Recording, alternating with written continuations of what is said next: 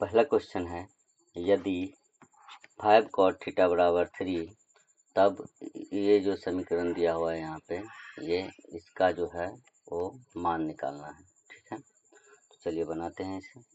तो सबसे पहले इसे हम देखते हैं, जो cot थीटा दिया हुआ है तो cot थीटा का क्या हो जाएगा। cot थीटा बराबर ये 3 है और ये 5 इधर है, गुना में इधर चला जाएगा तो भाग में आ जाएगा। तो अब देखिए, cot थीटा में ये ऊपर वाला b हो गया और नीचे वाला p हो गया। ये तो आप लोगों को अच्छे से पता है, ये सूत्र होता है, ये सूत्र है cot थीटा बराबर b बटे p, जो कि tan थीटा का मान होता है क्या, p बटे b।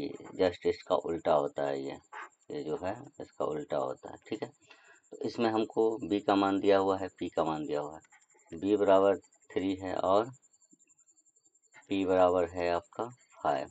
तो हमको निकालना है h। इस टाइप के क्वेश्चन में क्योंकि h क्यों निकालना है, अब ये सवाल आपके मन में होगा। तो देखिए, ट्रिग्नोमेट्री में जब भी बनाते हैं तो ये एक त्रिभुज जैसा बनता है।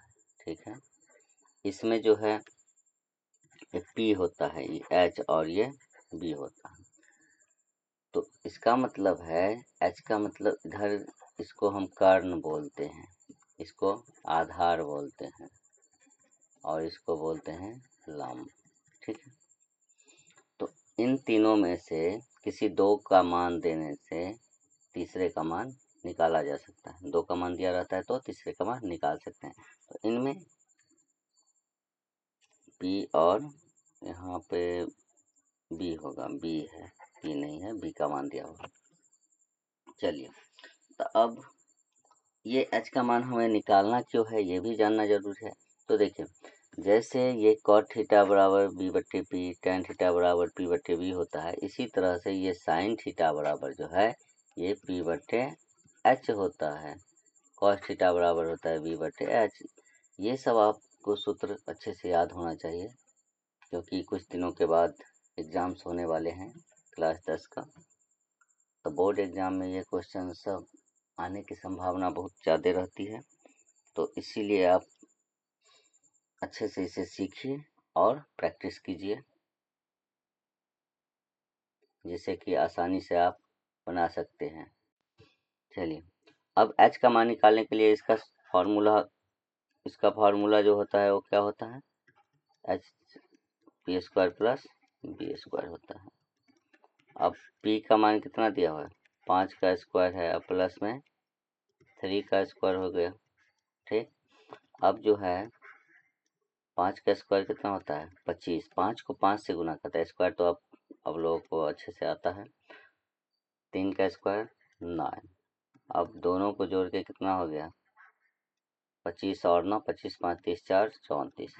देखिए, अब ये रूट 34 जो है वो रूट में से नहीं निकलने वाला है। ठीक है, तो इसको ऐसे ही रहने देंगे। अब देखते हैं क्वेश्चन, इस क्वेश्चन को हल करते हैं। तो सबसे पहले क्या है, 5 साइन थीटा है, तो साइन थीटा का मतलब क्या हो गया, इन दोनों के बीच में किस चीज़ का चिन्ह होगा, गुना का। तो साइन थीटा का मतलब हो गया p बटे h, फिर माइनस 3, फिर गुना का चिन्ह और cos थीटा का b बटे h। इसी तरह से नीचे में भी 4 गुने p बटे h साइन थीटा का और प्लस 3 गुने b बटे h। ठीक है,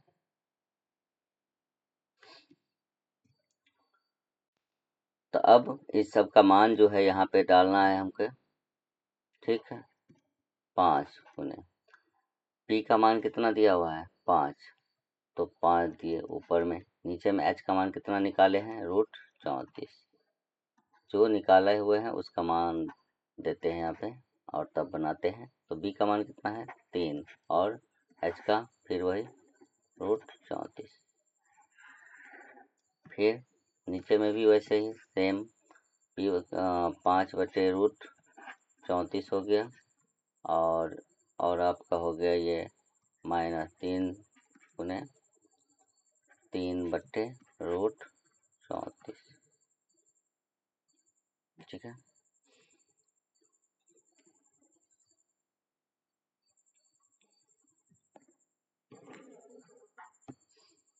अब यहाँ पे आपका चलिए, अब ये 5 से ये कटेगा नहीं, तो इसको 5 से 5 को गुणा किए तो कितना हो गया 25 बटे रूट 34 और माइनस 3 तिया 9 बटे रूट 34, पूरा का बट्टा है कितना 5 का 20 बटे रूट 34 और प्लस में 9 बटे रूट 34। ठीक है,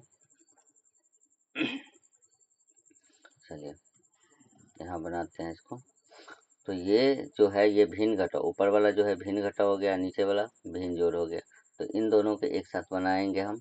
तो चलिए ये बीच का लकीर लिए, यहाँ पर इसका लघुत्तम लेने के लिए यहाँ पे तो रूट 34 ही हो गया लघुत्तम। तो ऊपर में कौन सा अंक है 25 माइनस 9, यही उतर जाएगा।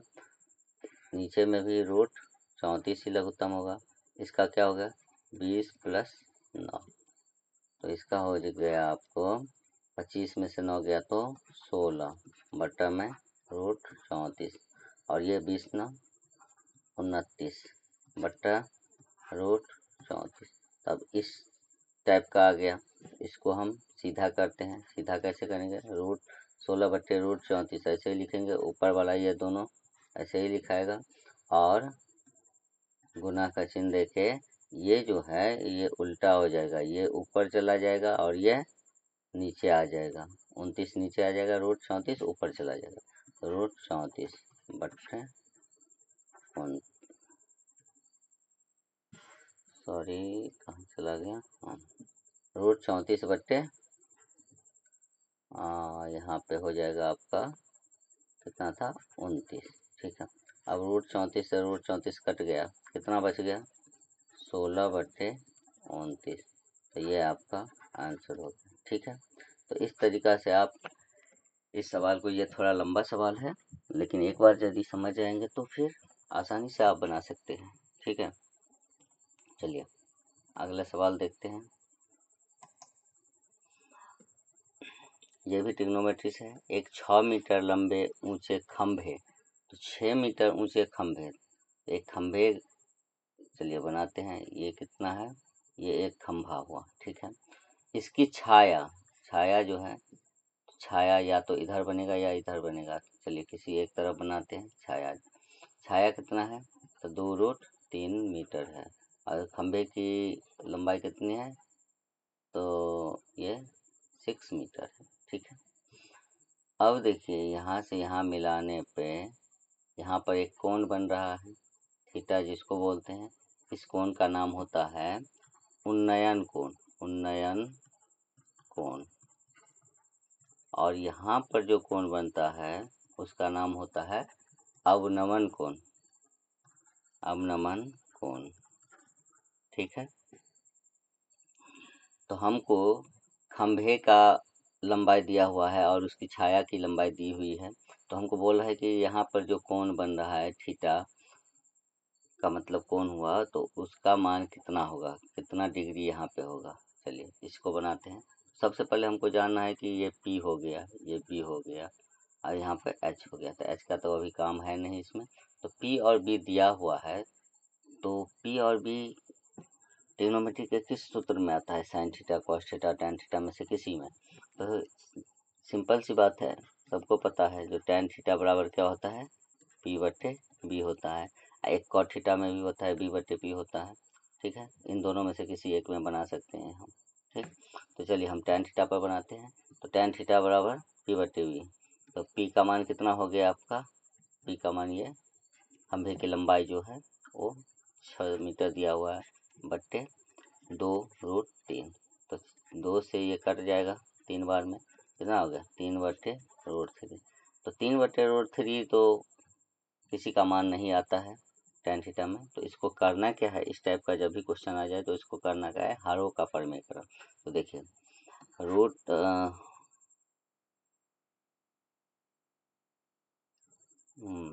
3 बट्टे रूट 3, नीचे वाला जो है हर बोलते हैं, ऊपर वाले को अंश बोलते हैं। ये जो ऊपर वाला है उसको हम क्या बोलते हैं अंश का मान, और नीचे वाले को हर का मान। तो इसमें करना क्या है, हमको हरों का परिमेयकरण। तो हरों का परिमेयकरण का अर्थ होता है नीचे में जो हर है ये, इसको ऊपर में भी गुना करना है और नीचे में भी गुना करना है। चलिए ठीक है, तो अब क्या करना है, इसको काटना नहीं है, इसको यदि काट देते हैं तो यह फिर आ जाएगा इतना ही। तो इसको क्या करना है, गुना करना है। हरों का परिमेयकरण क्या किए यहाँ पे आप, हरों का परिमेयकरण,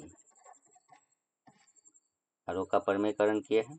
तो ये 3 को √3 से गुना करेंगे तो 3√3 बट्टा में √3 गुना करने के बाद 3 होता है। तो ये 3 कट गया। तो यहाँ पे थीटा का मान कितना आ गया, √3। तो अब ये तो आसानी से पता है कि tan कितने डिग्री का मान √3 होता है। तो tan 60 डिग्री बराबर क्या होता है, √3। तो यहाँ पर थीटा बराबर कितना हो गया, कितना डिग्री, 60 डिग्री हो गया। ठीक है, तो ये आपका आंसर हो गया। तो यहाँ यह कोण कितने डिग्री का हो गया है, ये 60 डिग्री का हो गया। ठीक है, तो इस टाइप के क्वेश्चंस को इसी तरह के से बना सकते हैं और आसानी से हल कर सकते हैं। चलिए अगला क्वेश्चन देखते हैं। एक घन का आयतन दिया हुआ है, यहाँ पर आयतन दिया हुआ है और इसका बोल रहा है पृष्ठ क्षेत्रफल निकालने के लिए। आयतन देने के बाद पृष्ठ क्षेत्रफल निकालना है, तो हमको सबसे पहले पृष्ठ क्षेत्रफल का सूत्र यहाँ पर देख लेते हैं। घन का पृष्ठ क्षेत्रफल बराबर 6 गुने भुजा क्या होता है, स्क्वायर, ये सूत्र होता है। तो चलिए यहाँ पर क्या दिया हुआ है, भुजा। तो हमको यहाँ पर भुजा का मान तो है नहीं कहीं, तो हमको ये घन का पृष्ठ क्षेत्रफल निकालने के लिए जो है वो भुजा का मान निकालना पड़ेगा, तब निकलेगा। तो चलिए भुजा का मान कैसे निकलेगा, तो आयतन जो दिया हुआ है यहाँ पे घन का आयतन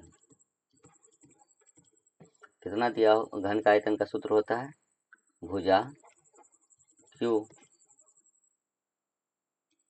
क्यू होता है घन का आयतन। ठीक है, अब घन का आयतन का मान जो है वो दिया हुआ है यहाँ पे, कितना दिया हुआ है 2744। तो भुजा क्यू हो गया। तो इसीलिए भुजा बराबर क्या हो जाएगा, यहाँ स्क्वायर रहता तो ये इसका वर्गमूल निकालते, यहाँ पे क्यू है तो इसका घनमूल निकालेंगे। तो ये क्या हो जाएगा, यहाँ पे 2744, इसका क्या निकालना है, घनमूल। तो अब 2744 का घनमूल आप करिएगा, कैसे करेंगे, तो 2744 जो है उसको लघुत्तम के माध्यम से, गुणनखंड विधि के माध्यम से भी निकाल सकते हैं। आपको जैसे हो वैसे निकाल सकते हैं, या याद रहे तो वैसे बना सकते हैं। तो यहाँ पर देखिए 2 से कटने वाला है, 2 1 2, 2 3 6, 2 7 14, 2 दूना 4, 2 से 2 छक्के 12, 1 17 हो गया, 2 8 16, 2 छक्के 12। अब यहाँ पे फिर 2 से 2 4 3 हो गया। अब यहाँ पर क्या हो गया, आपको 3 से लगेगा नहीं, 4 से 7 से लगेगा, यहाँ पे 7 चौक 28, और इसमें से 6 इसमें गया तो क्या कितना हो गया, ये 63। तो 7 में 63। अब फिर 7 से, फिर 7 से, फिर 7 कट गया, ख़त्म है। तो इसको अब देखते हैं क्या क्या आया हुआ है। ये जो है आया हुआ है तो 2 गुने 2 गुने 2 गुने 7 गुने 7 गुने 7।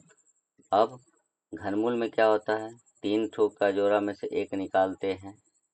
ठीक है, 3 ठो का जोड़ा में से एक निकालते हैं, तो 3 ठो 2 है तो 1 ठो 2 लिए बाहर, और 3 ठो 7 है तो 1 ठो 7 बाहर। कितना हो गया, अब दोनों को गुना करेंगे, 7 दूनी 14। तो भुजा हो गया आपका 14 सेंटीमीटर। ठीक, तो अब तो आप आसानी से निकाल सकते हैं, इसको खुद से भी बना सकते हैं। तो चलिए यहाँ पर 6 गुने भुजा का मान कितना आया हुआ है, 14 सेंटीमीटर। तो 14 का स्क्वायर हो गया, और 6 गुने 14 गुने 14, इसको ऐसे लिख सकते हैं, या आपको 14 का स्क्वायर पता रहे तो एक बार में भी कर सकते हैं। तो 14 का स्क्वायर कितना होता है, 196। तो मान लीजिए 196 हो गया, 14 का स्क्वायर 196 हो गया। ठीक। उसको कितने से गुना करना है, 6 से, 2 ठो 14, इसको गुना किए तो 196 आया। फिर इसको इसमें गुना करेंगे तो 6, तो 6 के 36 हासिल 3, 9 के 54, 3 57, 7 हासिल 5, 6 का 6 5 11, कितना हो गया ये 1176 सेंटीमीटर स्क्वायर। ये आपका आंसर हो गया। ठीक है, तो इस तरीक़ा से आप इस क्वेश्चंस को आसानी से बना सकते हैं। ठीक है, बस कैलकुलेशन में गलती ना हो।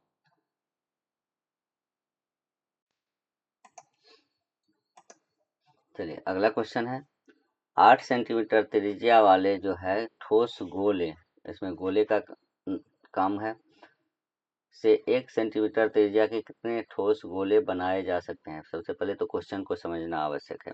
क्वेश्चन समझते हैं। एक गोला है बड़ा वाला, ठीक है, इसकी त्रिज्या जो है 8 cm है, और एक गोला है इसमें से बोल रहा है छोटा वाला, इसकी त्रिज्या जो है 1 सेंटीमीटर। तो ये बड़ा वाला जो है इसको तोड़ के हमको छोटा छोटा गोला बनाना है। तो कितना गोला बना सकते हैं इसी को निकालना है। तो जब भी इस टाइप का क्वेश्चन आपको एग्जाम्स में देखने को मिले या बुक में रहे, तो आप सबसे पहले क्या करेंगे, जब भी किसी बड़े चीज़ को तोड़ के छोटे चीज़ में बनाना रहे, तो उसकी संख्या निकालने के मामले में आपको आयतन निकालना है। तो एक बार किसका आयतन निकालेंगे, एक बार आर का मान कितना है 8 सेंटीमीटर बड़े वाले का। ठीक, तो बड़े वाले का है तो इसमें क्या किसका निकालना है, तो गोला का। इसमें आपको खंड भी दे सकता है, दूसरा चीज़ भी दे सकता है, लेकिन यहाँ पे गोला है तो गोला का, गोले का आयतन। जब भी संख्या वाला कोई चीज़ निकालना रहे तो आयतन निकालेंगे, जो कितना बन सकता है किसी चीज़ को तोड़ने पे, उसमें आयतन दोनों का निकालेंगे, दो ठो आर का मान जो दिया रहेगा उसमें। तो गोले का आयतन बराबर 4/3 पाई आर क्यूब।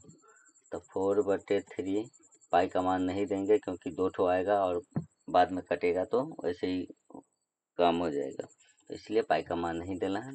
आर का क्यू है तो आर का क्यू का मतलब 8, 8 को कितना बार लिखना है, 3 बार। ठीक है, अब 4/3 पाई, 8 का 8 से गुना करते हैं तो 64, ऐसे भी 8 का क्यू याद होना चाहिए, कितना होता है 512। 8 को 8 से गुना किए 64, 64 को 8 से किए तो 512। तो एक का ये आ गया। दूसरा आर का मान कितना है आपका 1 सेंटीमीटर। ठीक है, तो इसमें भी गोले का आयतन निकालना है, इसका भी गोले का आयतन बराबर 4/3 पाई आर क्यूब। तो 4/3 पाई, एक का क्या होगा क्यूब, तो एक को हम 3 बार लिखेंगे फिर भी एक ही आएगा, तो इसका क्या हो जाएगा 4/3 पाई 1 या 1 पाई हो जाएगा। अब यहाँ पे क्या बोलते हैं, गोले की, गोले, गोली नहीं है गोले है, गोले की संख्या बराबर, गोले की संख्या बराबर, तो पहला वाला क्या है ये, इसको लिखना है ऊपर 4/3 पाई 512, अब पूरा का बट्टा फिर नीचे वाला लिखना है 4/3 पाई 1। अब देखिए इससे इस ये कट गया, पाई से पाई कट गया, तो बचा क्या 512 और बट्टा में 1, तब कितना हो जाएगा 512 गोले आंसर। तो कितना गोला बन गया 512 गोला। एक बड़ा सा गोला से छोट छोट टुकड़ा बनाए 1 सेंटीमीटर के त्रिज्या वाले, तो कितना बन गया है 512। चलिए अगला क्वेश्चन है, प्रथम 10 सम प्राकृतिक संख्याओं का माध्य है, माध्य है। चलिए इसमें सबसे पहले सम और यहाँ पे माध्य, तो माध्य का मतलब हो जाता है औसत, इसको आसानी से समझते हैं, बचपन से बनाते आ रहे होंगे आप लोग, तो इसी का नाम चेंज होके क्या हो गया माध्य। और ये सम का मतलब हो जाए जो 2 से पूरा पूरा कट जाए, तो 2 से पूरा पूरा कटने वाला शुरू से 10 प्राकृतिक संख्या का माध्य बोल रहे हैं। तो सबसे पहले हम 10 सम प्राकृतिक संख्या बराबर, तो सबसे पहला क्या हो जाएगा 2। प्राकृतिक सम संख्या क्या हो गया 2, 4, 6, 8, 10, 12, 14, 16, 18 और 20। कितना हो गया 1, 2, 3, 4, 5, 6, 7, 8, 9, 10। ठीक है, तो अब इसी का बोल रहा है माध्य निकालें या औसत निकालें। यहाँ पर सूत्र लिखना है हमको। एक सूत्र होता है छोटा सा, माध्य या औसत बराबर सभी